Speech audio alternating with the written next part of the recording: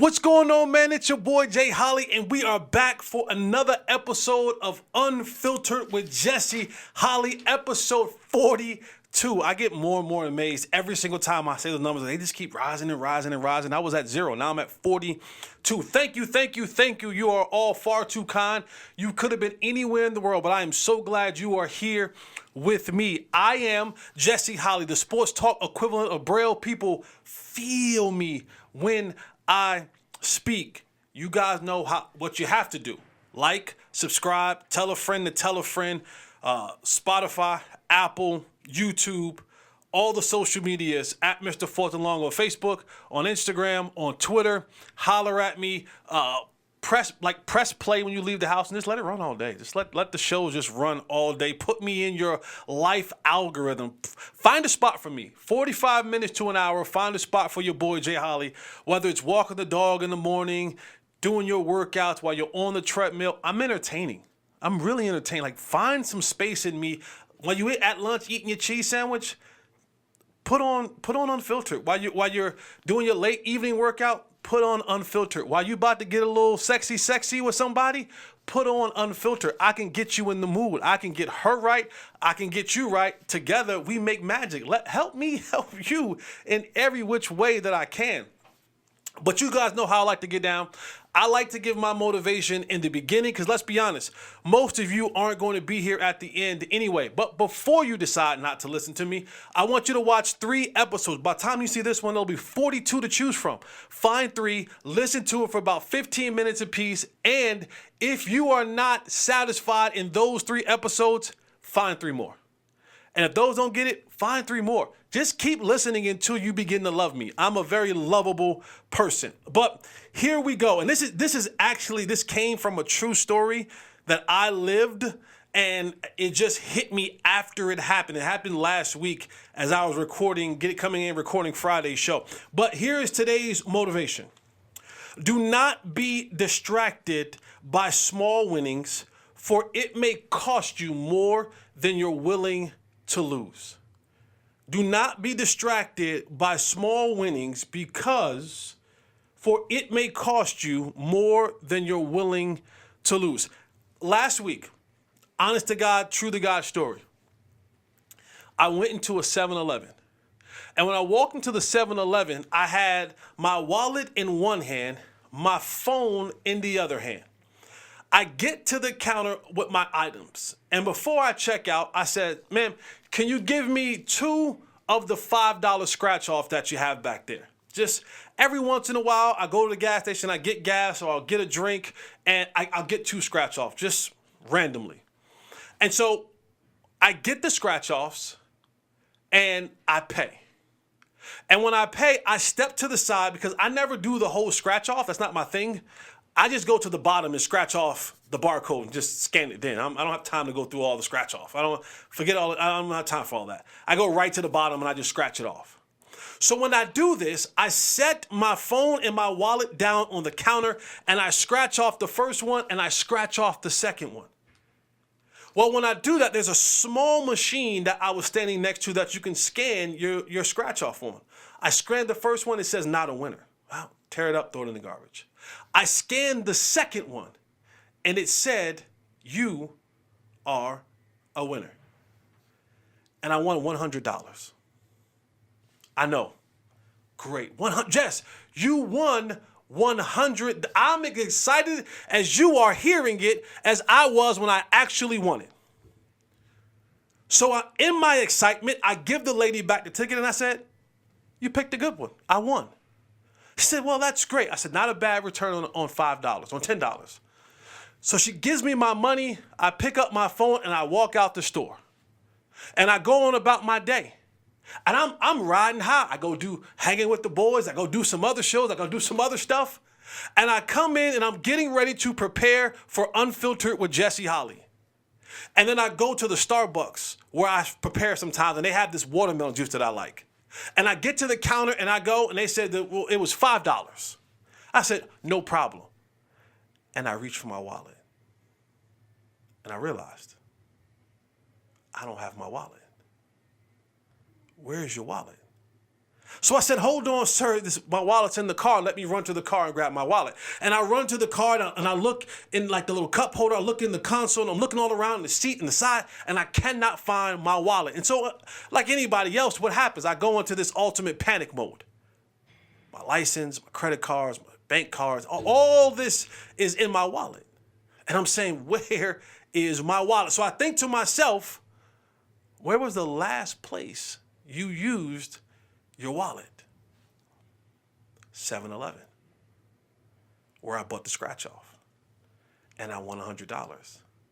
But you see, I got so focused and I got so tied up in the small winnings of $100 that I left a wallet full of cards, debit cards, credit cards, gift cards. I left thousands of dollars because I got excited over 100. I left my ID, my identity, and all the things, a lot of money I left on the counter because I was distracted by something small. Now, luckily, there was still some good people in the world. I drove back up north to the 7-Eleven, and the guy, when I walked in, the guy said, "Oh, you returned."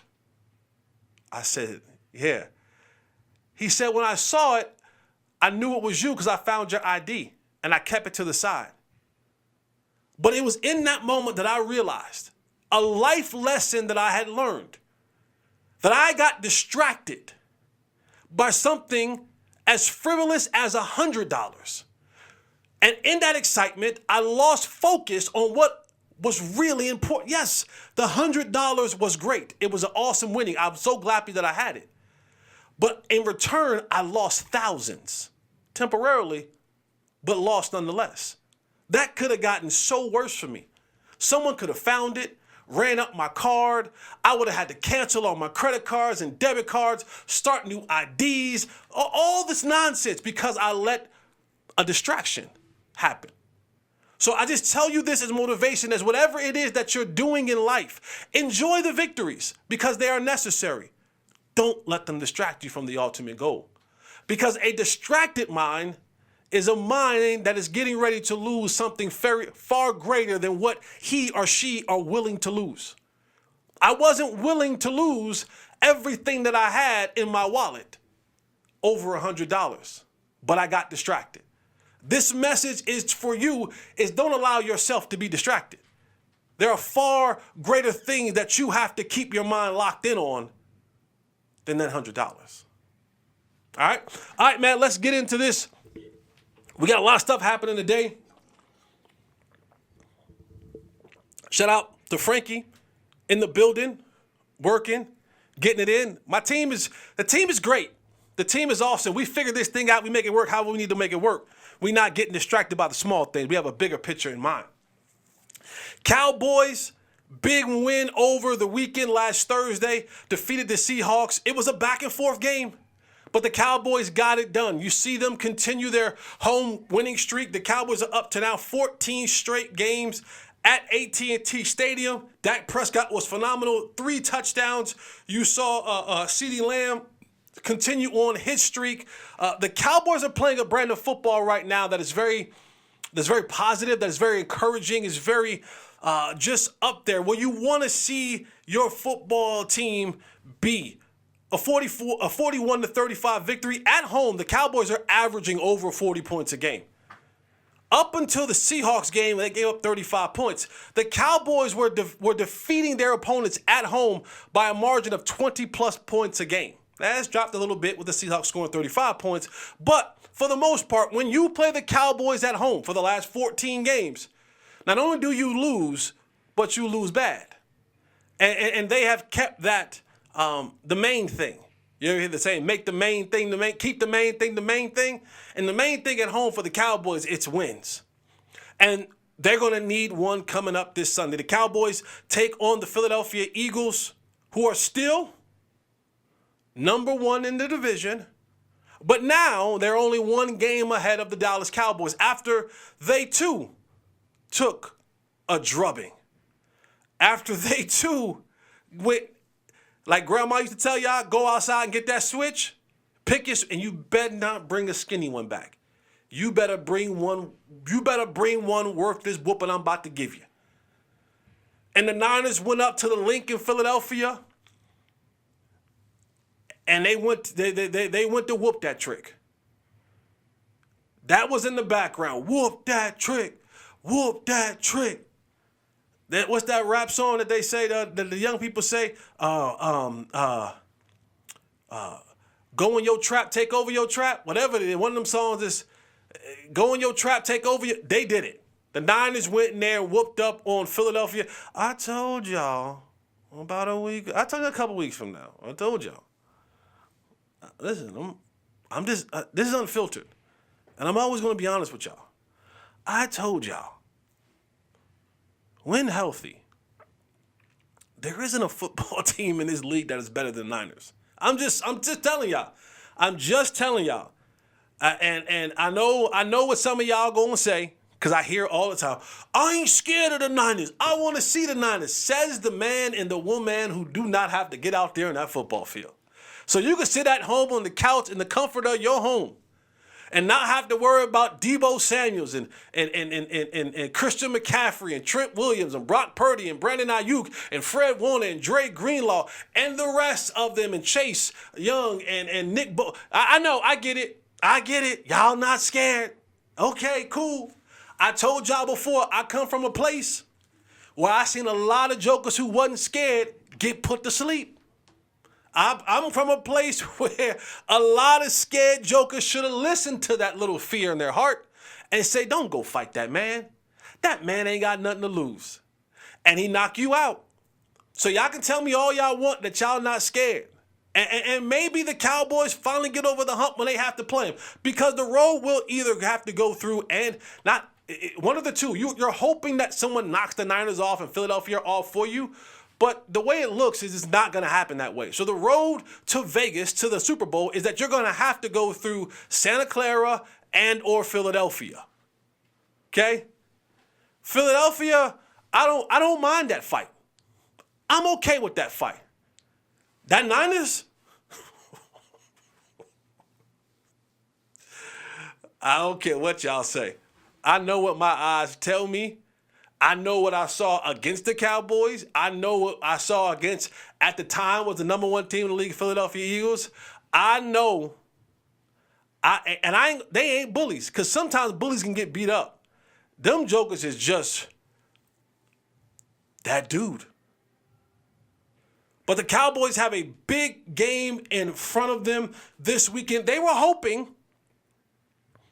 that heading into this Philly game that they would be able to say, you know what, we got a little bit of reinforcement. But reports come out today, Shaq Leonard, the free agent recently released from the Indianapolis Colts linebacker Shaq Leonard, former Rookie of the Year, All-Pro defensive linebacker, has made his decision.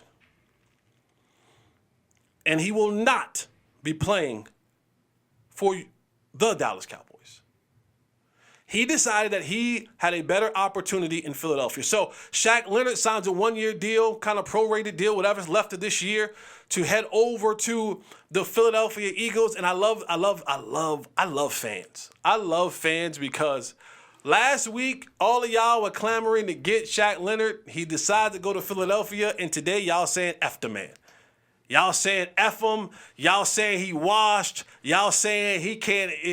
I get it. I get fandom. I get it and all that kind of good stuff. But he decided, and I'm gonna be. Can we have an unfiltered conversation? Can we have an honest conversation from woman, man, whoever's on the other side? Can you and I, have a full-on, serious, unfiltered conversation? Especially if you're a Cowboy fan and you're listening. A lot of the time, you as a Cowboy fan, I've told you guys this time and time again, so don't get in the comments and say, aren't you not a Cowboy fan? I'm not. I'm not a Cowboy fan. I keep telling y'all this.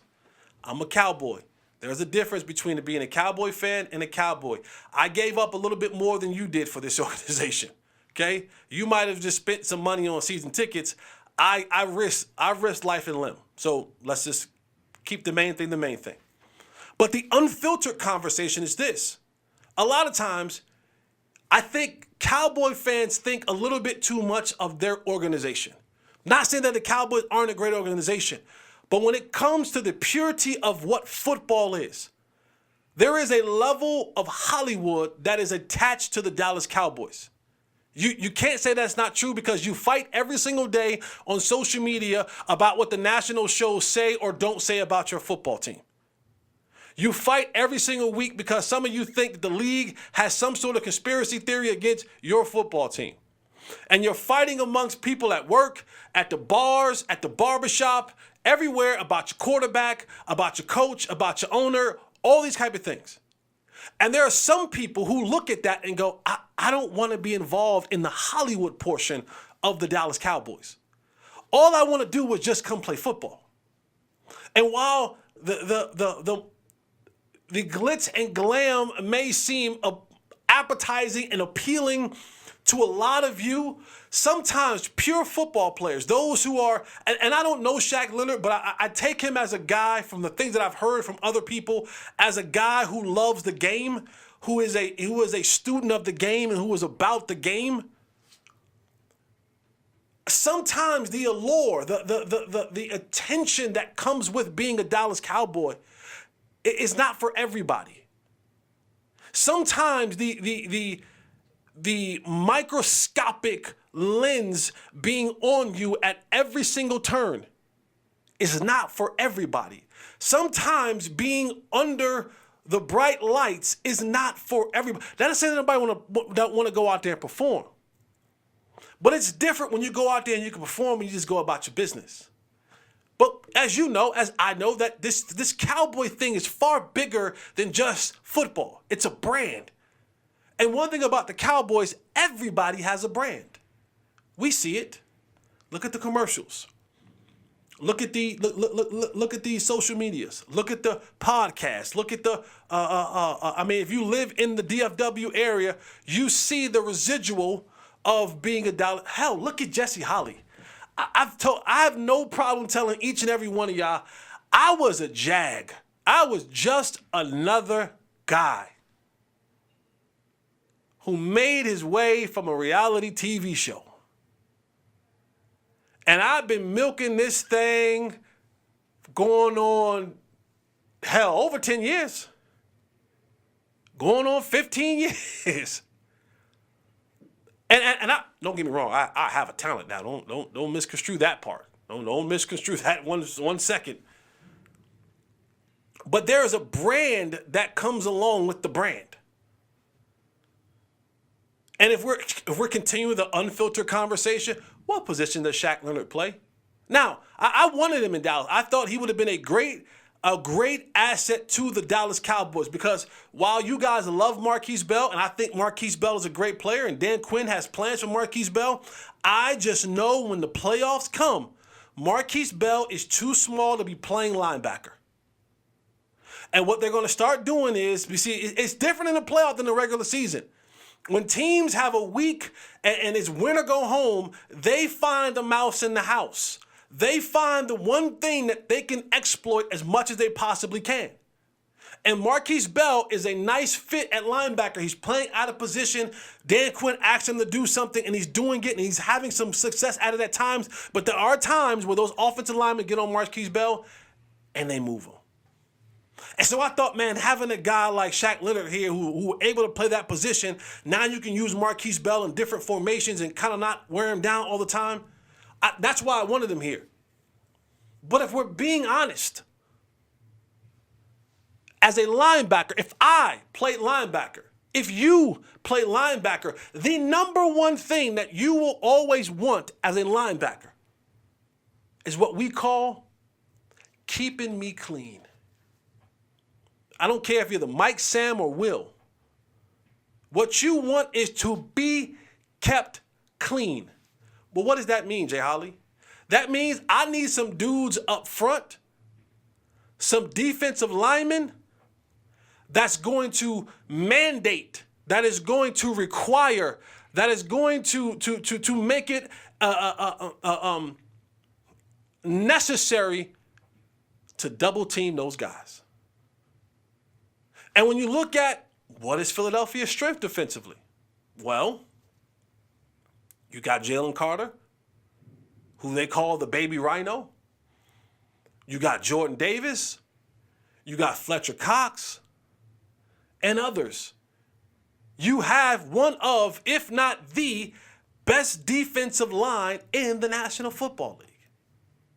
So as a linebacker, as I'm weighing my situation, I'm going, boy, one situation may have me playing a role in Dallas, and their front is okay, but we don't have a dominating front. Micah Parsons make other people's job a lot easier, but when it comes to keeping me clean, well, there's a reason why we don't hear much about Rashaan Evans and Damone Clark and Marquise Bell, because they're not getting clean looks. But when you think about Philadelphia, you think, I'm going to be clean. I'm going to be clean. And so I'm not mad at the decision that Shaq Leonard made. No. I think, if I'm being 100% honest with you, if my name was not Jesse Holley, thank you, Monica, for naming me. If my name was Shaq Leonard, I'd probably want to go to Philly too. I know, stone me for saying that, but that is the truth. But now the Cowboys have an opportunity to go and face the Philadelphia Eagles. And I don't know, I'm sure Shaq Leonard probably won't play this week. But the Cowboys have an opportunity to go show them and the rest of the world. Because this is a big game for the Cowboys. This is a game that's going to be able to help them continue on the path of getting the number one seed. Even if they win, they'll be tied with Philadelphia, and then we'll see how the rest of the year plays out. But this is a prime time example of when the rubber meets the road. If you want to be considered as a team one of the best in the league, this is how you do it. Ric Flair has notably said it time and time and time again. No, not that he's the kiss-stealing, diamond ring wearing, Rolex wearing, jet flying, limousine riding, wheeling, dealing, all the kissing son of a... No, not that. No, not woo. No, not that. He said in order to be the man, you got to beat the man. And this is where the Cowboys are at. If you want to be the man, you have got to beat the man. And you had the man on the ropes in Philadelphia. But it was these small little details of a football game that, while they're small in their moment, they're colossal in the results. So you think just stepping out of bounds on a touchdown or a 2-point play by Dak Prescott wouldn't cost you. And it did. See, you thought young tight end Schoonmaker, you thought, yeah, I don't really have to get my depth into the end zone. I'll be fine. And then you get tackled at the 1-inch line. No touchdown. Yeah, you think, boy, if we get to the 2-yard line, everything will be all right. And then you get a penalty. And then another penalty. And then 2 sacks. And then you find yourself from the 2-yard line. Now you're back at the 26-yard line and it's 3rd and goal. Or when you look up and you have over 10 penalties in a game. See, it's those small things in the moment that you don't think about is really affecting you. At the end of the day, when you begin to add them up, the accumulation of those small things, those mole anthills, now begin to look like the Rocky Mountains. And it costs you football games against good football teams. Because they're going to find a way to make the right play in the right moment. Big-time players make big-time plays in big-time games. And the Cowboys, in front of their own fans, at home, in the comforts of their crib, have an opportunity to show the world that they are for real. Because, let's be honest, no matter how good you play, there's still going to be this notion, and I hate to admit it, but Stephen A. says it at times, what can go wrong will go wrong. And guess what, ladies and gentlemen? As much as we dislike or you dislike Stephen A. Smith for the things that he says, we ain't proved him wrong yet. We haven't proven him wrong. We haven't proven the naysayers wrong. The Cowboys, when they'll have a great season, and they'll have great moments in that season when it all matters. And some of you have been around this thing for a long time, 27 years and counting, since the Cowboys have won their last Super Bowl. And when it counts and it matters the most, something goes wrong. Now, maybe that's an unfair take, Jesse Holley, because something goes wrong for 31 other football teams. Absolutely true. But this is what we're talking about. We're talking about the Cowboys. And now they have another prime opportunity to go out there and to set the record straight. To beat a team that's way above 500, that's number one in the division, that's top 3 or 4 in the National Football League, who are true Super Bowl contenders. You want to find yourself in that conversation, you got to start beating folks at that table. See, it doesn't matter if you're knocking off folks at the little kids table at Thanksgiving. Nah, you got to come to the big table where the grown folks at and win there. And if you can do that, now you can consider yourself a true Super Bowl contender. All right, let's go around sports, man. The college football playoffs are happening, and boy, are some of you angry. And rightfully so. And rightfully so. The College Football Committee have put out their top 4 in the NCAA college football tournament this year. And let's be honest, ladies and gentlemen, like this whole system is flawed. College football in general is flawed. The committees, the bowl games, like all of it is absolutely flawed. And the way that they've done it, Michigan is 1, Washington is 2, Texas is 3, and Bama is 4. Now, I know a lot of you are going to say, and I'm biased, I am an ACC representative. Shout out to my Tar Heels. The Florida State Seminoles were 13-0, won the ACC championship, did not get a bowl playoff spot. And people are in an uproar about it. And I get it. I understand it. But it was never going to happen. It was never going to happen.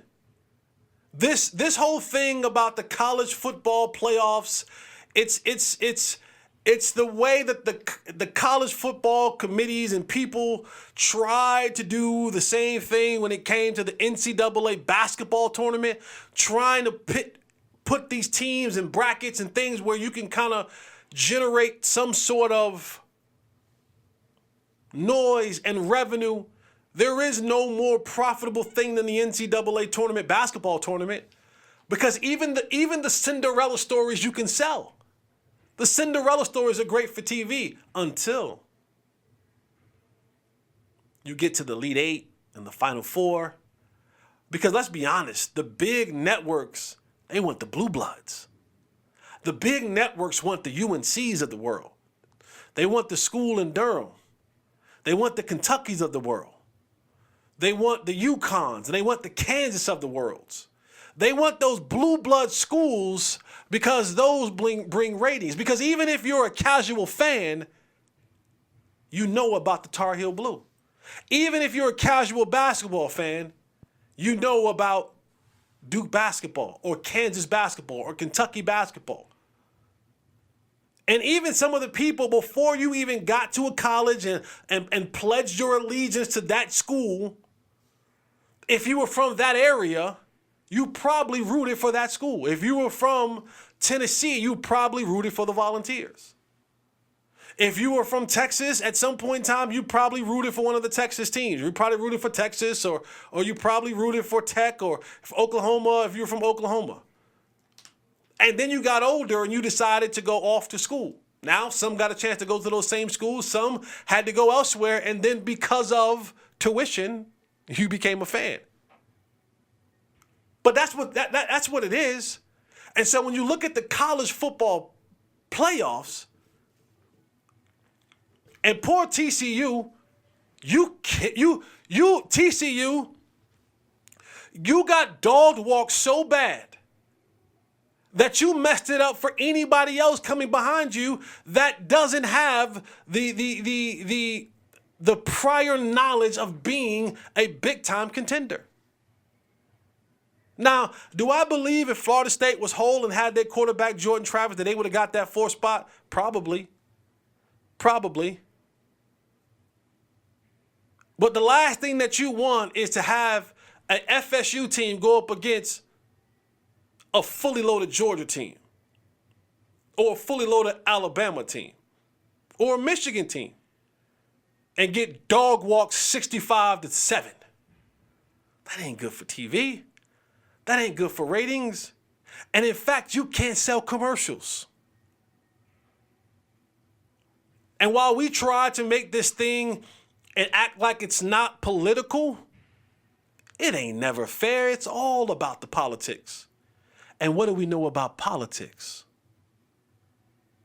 Forgive me, older brother, because I know that you're into politics. But what do we know about politics, ladies and gentlemen? It's all about the money. Political power means money. In layman terms, when people are mayors and senators and governors, they get the contracts of the people who they know get kicks back to them.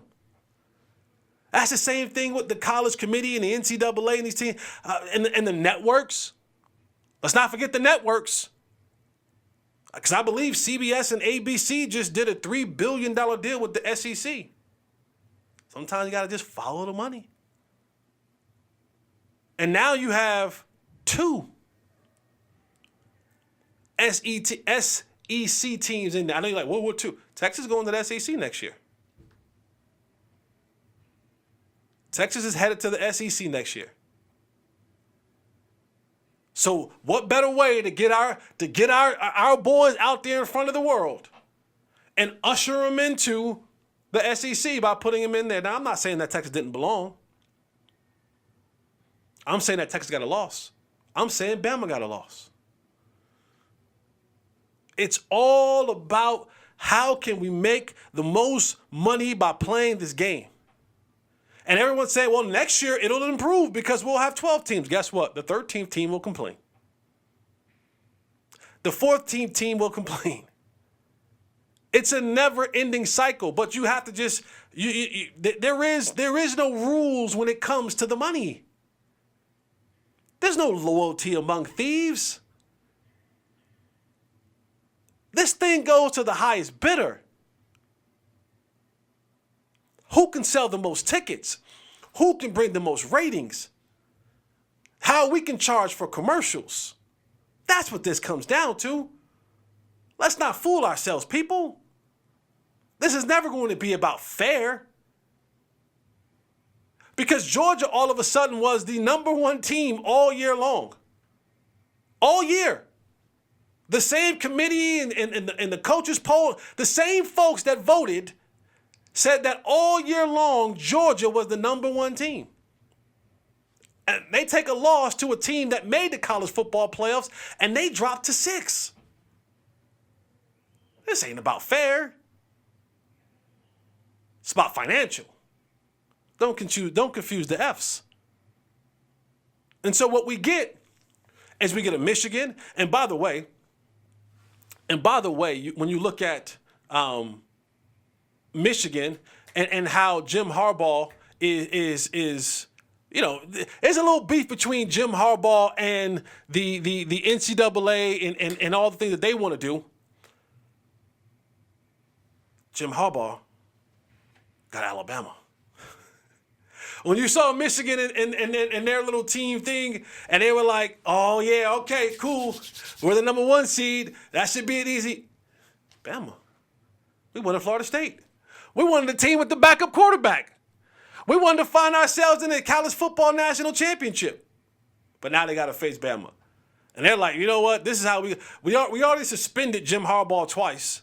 See, Jim Harbaugh is like he's like the power at B that's kind of like pushing back toward the NCAA. And in some of his interviews, he talked about make sure the players get a big part of the wages from the committee in the NCAA. Jim Harbaugh has kind of been screwing with the NCAA for a couple years now. This is the NCAA's kind of like, screw you, Harbaugh. Screw you, Michigan. You got to take on the mighty, mighty Bama. Good luck. Number 1 seed, you thought it was going to be easy. Now you got to face Bama. So, but this is never going to be fair. There's always going to be a fan base that's upset about it because it's never about fair. It's always about financial, and you cannot miss the fact in that. The Heisman candidates are out. And some that you probably would think, and maybe some that you don't. The list of the Heisman finalists are LSU's quarterback Jaden Daniels, who I think will win it, Oregon's Bo Nix, Washington's Michael Penix Jr., and as Gus Johnson would say, Maserati Marvin Harrison Jr. Those are your 4 finalists. They've been named on Monday night. Caleb Williams is your reigning Heisman Trophy candidate. There will be a new sheriff in town this year. I think for what Jaden Daniels has done, no, his team doesn't have the big time record, but what he has been able to do in this season, to me, has been nothing short of amazing. He has 3,800 passing yards, 40 touchdowns. He rushed for another 1,100 yards and 10 touchdowns. That's 50 touchdowns on the season. A grand total of just about 5,000 total yards. The Tigers are 9-3. I think what he has done in the boot and for LSU in the SEC, I think that is. I know Bo Nix had some of the great numbers, and shout out to Michael Penix Jr. What he's overcome, like he has overcome a lot. I mean, injury after injury after injury. He's figured it out, and he put his team on the map, and has carried them to the college football playoffs. But I think this is an award that will end up in the hands of Jaden Daniels. It's my opinion. Just my opinion. You may have yours, and you can leave the comments of who you think will be. But I think it'll be Jaden Daniels. And I like Bo Nix. I like all of them.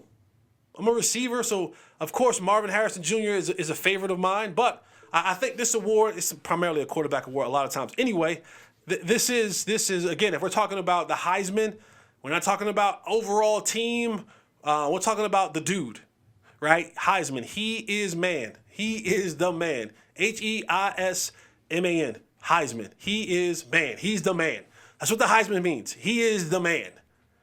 And there's nobody who's been more of the man for their team than Jaden Daniels. So we'll see how that goes. Maybe some politics in that too. Might be some financials over fairness in that as well. All right, man, let's get to the National Football League. Reports come out now. We're in the Jets. We're in the Jets' backyard right now. Reports come out Sunday that we've seen all of this talk about Aaron Rodgers making the leap, coming back after 11 weeks, torn ACL, that he is pushing the play. There are some that had leaned on the side of this will be an absolute miracle and kind of want to see it happen. And there are some who's always been on the side of this ain't never, ever, ever going to happen. I don't care how much we see him walking around with no boot and doing drop backs and doing in practice, this ain't happening. Well, according to Ian Rappaport and a report that came out this Sunday, the Jets have opened up the 21-day window for Aaron Rodgers to return off the IR. But they're saying slim chance. Slim chance, if no chance, that Aaron Rodgers returns off of the IR. And I'm not mad at this. I was one of the people who thought to myself, this ain't happening. 40 years old? 40? You already got all the money. What are you pushing back for? And I get it. There's an ego. There's always ego inside of a lot of these players. It's wanting to prove others wrong. It's wanting to say that I can defy the odds. But if this Jets team was a playoff team, if they were close to making a run and they were just a quarterback away and maybe a game or two away, that I think Aaron Rodgers could win you a game or two. This team is cooked. This team is cooked. There's nothing that the state that the Jets are in right now. There's nothing Aaron Rodgers can do. And if he comes back and he re-injures that, now I don't think he'll take another 4 weeks, 11 weeks to get back. He'll have all offseason, but just you've missed the season. The season is dead. Regroup. Bring the troops together and try to make this thing work next year. But another quarterback in that same meeting room, that same QB room, when Aaron Rodgers went down, they were saying, all right, Zach Wilson, you're up. This is your time. I know that we didn't appreciate you when we brought in Aaron Rodgers, and we didn't really believe in your skill set even though we drafted you in the first round, but we chose Aaron Rodgers. His Achilles didn't agree with our decision, so we're back to you, buddy. And they threw Zach Wilson out there, and boy, did he bomb. And he bombed, and he bombed, and he bombed. And then they said, we're going to go to the backup. And then they said that we're going to go to the backup of the backup. And now they're saying, Zach, we're coming back to you.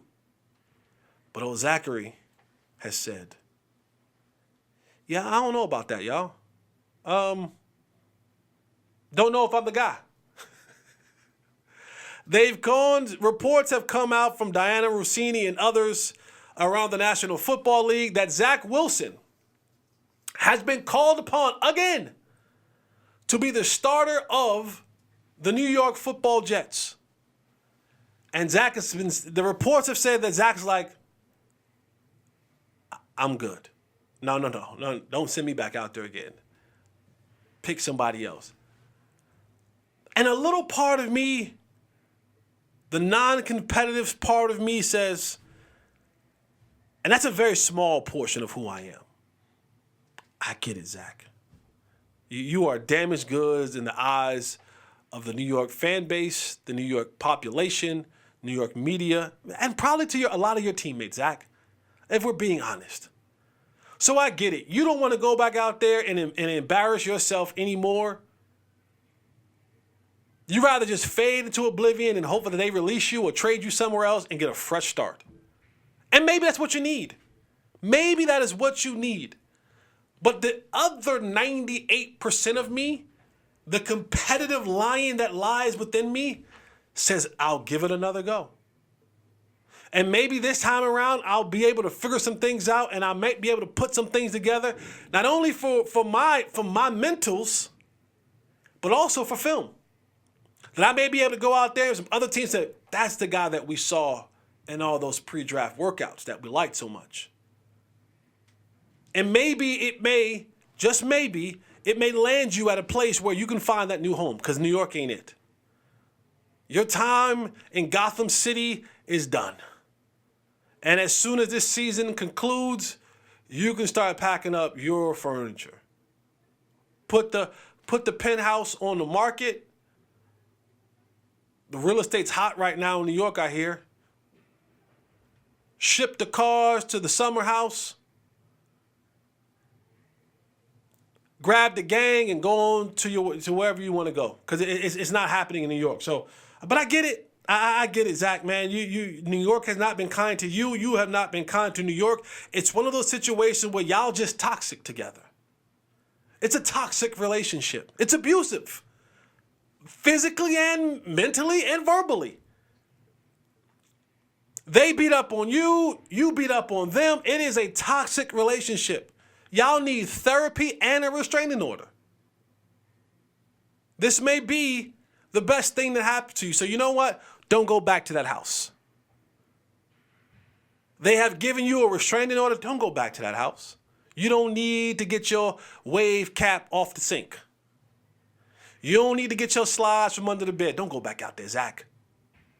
Just go on to your next destination. Season's almost over. Save whatever dignity that you have left. And maybe you get a fresh start somewhere else. That's what I believe. We got spicy LeBron. We got spicy family.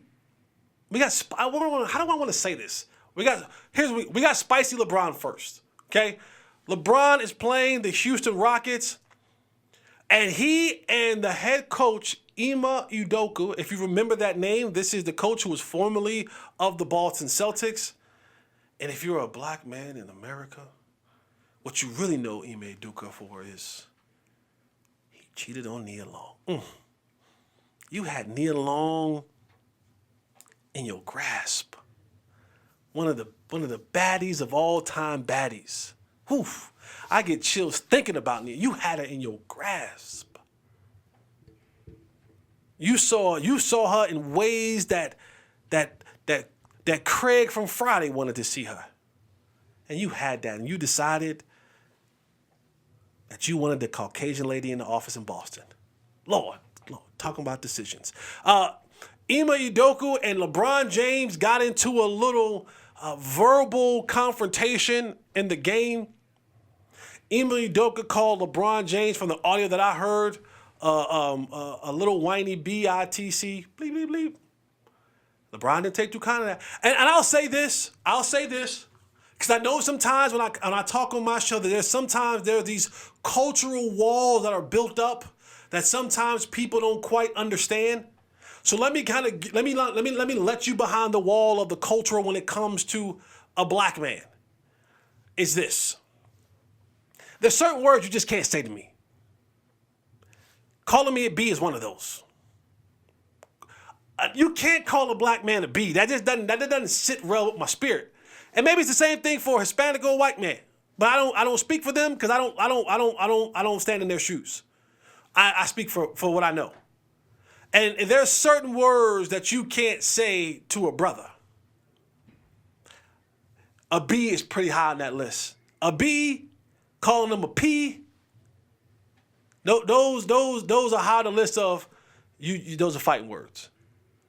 And so him and Ime Udoka got into it. They both were ejected from the game. LeBron kept it classy after the game. They asked, what were we talking about? He said, just about Thanksgiving. And Ime had his conversation. But LeBron has been spicy lately. And maybe he's getting in his old age. He's just not taking much from nobody no more. And I appreciate it. I appreciate a good spice. As someone who's around the same age, I'm older than LeBron, actually. I get it. You get to a certain age and your patience and your tolerance for nonsense, it dwindles quickly, fast, short fuse. But LeBron James also stood on family business. In the same week that he got the issue with Ime Udoka, he came out. His son Bronny, who was a freshman at the University of Southern California, USC. He had the heart issue earlier in the year and was medically cleared to come back to play. And LeBron made it very clear to his ownership, his teammates, and the nation, if whenever Bronny gets back on the court, if the Lakers have a game the same day that Bronny has a game, LeBron James will not be in uniform. And some people took not very well to that. And LeBron James is a dad before anything. And there aren't many times when you get to see your son play his first freshman game. Now, if LeBron was a rookie, if LeBron was a guy trying to find his way, then maybe you can have a gripe. He's 21 years into this thing. LeBron has earned the right. He's earned the right. Whether you like it or not, he has earned the right. And I don't give a damn how much you pay for a ticket. He's earned the right to miss the game to go see his son. And if there's any dad who is watching this, who has heard this, and has done the opposite, you are a crap father. I'm sorry. If it's a major milestone in your children's life and you miss it because of work, I don't care how hard you got to work. I don't think you're a good father. I'm not talking about her third soccer game. I'm not talking about her, 99th, whatever. I'm talking about a monumental moment. You need to be there. And so I salute LeBron for being there and standing on business. That's all I got, ladies and gentlemen. Thank you for being here. I appreciate you wholeheartedly. You always show me love. Continue to do so. Follow all the Clips page, Fanatics Views, Mr. Fourth Along on Instagram, on Twitter, on Facebook. And holler at me, man. Leave comments. Hit the notification button so you never miss an episode. Do all that you have to do. Share it amongst yourselves. Share it amongst the family. Put it in the group chat. Say, yo, y'all heard this podcast, You Knew Before podcast? Put it in the group chat. Let grandma listen to me. Grandmas love me. They do. They love me. Put it in the girls group chat. Put it in the fellas group chat. Hell, build a small group around Unfiltered with Jesse Holley. Meet amongst yourselves 3 times a week and say, let's discuss what Jesse talked about. And then write me an essay about it. No, I'm playing. Like I always say, never let anyone say that their lives are better than yours, because it is your life. And remember, don't focus on the small winnings, for it may cause you something far greater than you're willing to lose. Eliminate the contingencies.